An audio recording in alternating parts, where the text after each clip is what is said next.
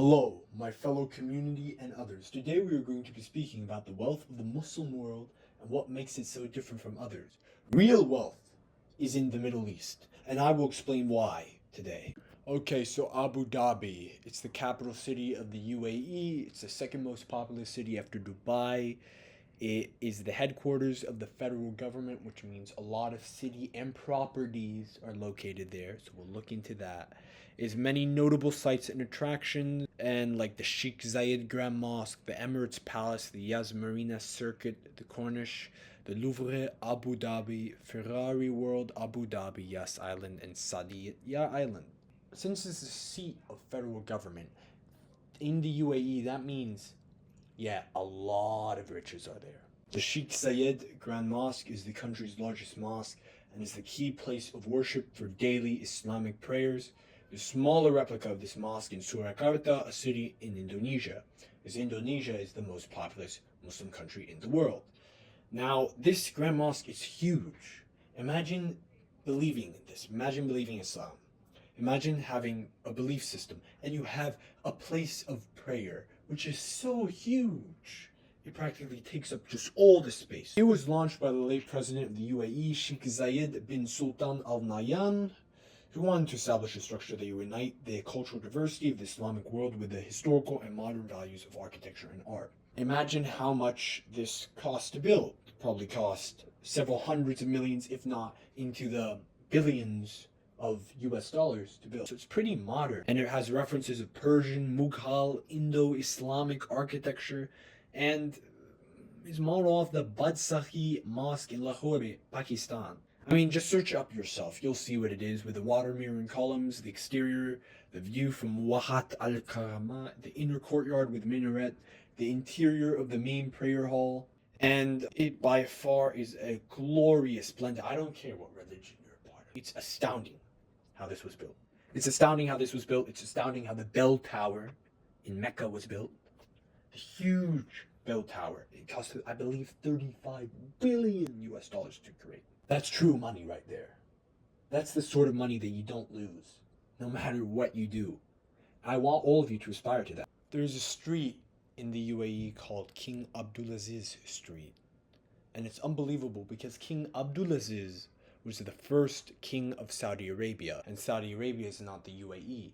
This shows that the leaders of the Arab world have maybe blood relations. They were married to the relatives of another leader, or anything like that. There is a strong connection between these leaders.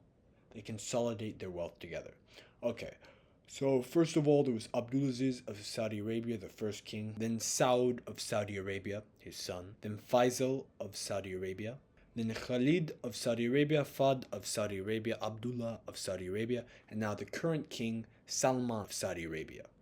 Now, he is nominally the king of Saudi Arabia, but he's 88 years old as of this recording, and let's be honest, his son, his main son, the Crown Prince Mohammed bin Salman, MBS, has control.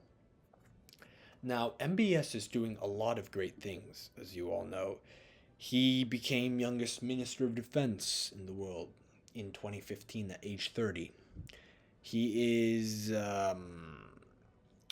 currently in the line, and he launched Saudi Vision 2030, an ambitious plan to diversify the Saudi economy away from oil dependence and modernize the conservative kingdom.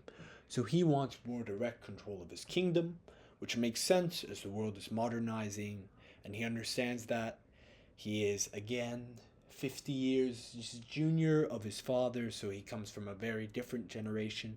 He grew up with with TV, at least, perhaps not the internet, but he grew up with TV. And key reforms including allowing women to drive, which we know, opening cinemas, and promoting tourism. Now, very important to remember, he chairs the Council for Economic and Development Affairs and heads the Sovereign Wealth Fund, the Public Investment Fund. What do you think that means? He controls his family's assets. He might be the crown prince, but he is really the ruler of Saudi Arabia. And in Saudi Arabia, the monarchy is an absolute monarchy. He oversees Saudi Aramco, which is the world's most valuable company. The Saudi Arabian Oil Group, it's a state-owned petroleum and natural gas company. This is where they really get all of their wealth. And I want all of you to know this. I don't want all of you to just be sitting in your rooms, just watching the screen and seeing what happens. I want you guys to be invested in this. I want you guys to be active, to talk to people. Maybe not MBS, but one of his delegates, one of the lower rankers. I want you to get invested in this because that's where real wealth comes. But I've kept speaking of the wealth of the Saudis. How much do they have? $1.8 billion in assets. But it's 1.8 billion split by 5,000, which is roughly 70 or 90 million per person. Yes, but imagine that. Imagine having $90 million and then having that added 4,999 more times. Yes, it's held by your humongous family, but it's still a lot of money. It's still a very influential amount of money. He launched the futuristic $500 billion Neom megacity project. All of you should know about Neom City. It is the future, let's be honest. Even if one of his projects that says it's going to host maybe 10 million people, it's only going to host 500,000 people. Yeah, he oversells on his promises, yet they're still big. They're still huge. He's doing more than all the others. He's doing more than Prince William in the United Kingdom. He's doing more than any other royal in the world right now in his innovations. He is basically the Elon Musk of royalty. And that's what makes him so special. Everybody already knows about Dubai, so I don't really have to speak of it that much. All you have to know about Dubai is that the city is fake. As in, the palm trees are simply imported there, as in it was built on top of a desert decades ago, and that's really what it's about. And influencers might go there, popular people might go there, but it's not as important as these other cities and locations. A century ago, there was no Saudi Arabia. A century ago, the Sauds weren't really that wealthy. Yes, their dynasty was founded over 3 centuries ago, but is that really that different from all of you? From maybe you there, Mr. Carter, or Mr. Smith, or Mr. Johnson, or whatever surname you have. Is it really that new? No, it's not. Most of you probably already have familial possessions already have generational wealth. I simply want you to expand on that, to become active members, and to help me, aid me in this mission of making all of us wealthy. Why?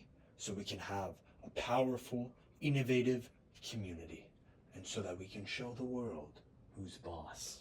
Right now, our community might be quite small, but if any one of you in our community speaks to delegates, tries to gain power and financial status for yourselves, your communities, your families, and your descendants, we will reward you. It is honorable in that sense to do this, to connect with others. I want all of you this week or this month, even this year, to connect with delegates of lands, of big corporations. Maybe Saudi Aramco might not work because it's a state-owned property by Saudi Arabia. Okay, maybe companies like ExxonMobil, Chase, the Chase banks. All of these are owned by families who you just have to get close with. And I can't do it alone. I have a limited amount of time in my day.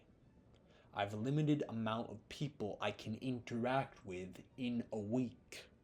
I need all of you, all of the over 200 of you, to help me in accomplishing this. We have to make this a large movement. And then once we all have the wealth, we all will rejoice, and the community will grow bigger and bigger in a positive spiral loop until it's big enough. And that's where real change will happen. All you have to do is just trust me, trust the process, and believe in yourselves. And you shall see 90 million, 900 million, 500 billion. It's not that out there. if you know what you're doing and you focus. So get invested in this. Don't just watch me. I want a community of important, wealthy intellectuals. Not of workers, not of slaves, not of any of that. You understand? It is undeniable. Wealth is power. And if me and the rest of us are going to become truly powerful, we need wealth. Real wealth, which starts, in my opinion, at 80 million. That's where you can truly just do nothing. But we have to expand on this. We can't be peasants. We can't be living normally while the Sauds get to live in their mega yachts, having golden parties. No, that doesn't seem quite fair. And we have to fix this. By 2030, our circumstances will be much, much different.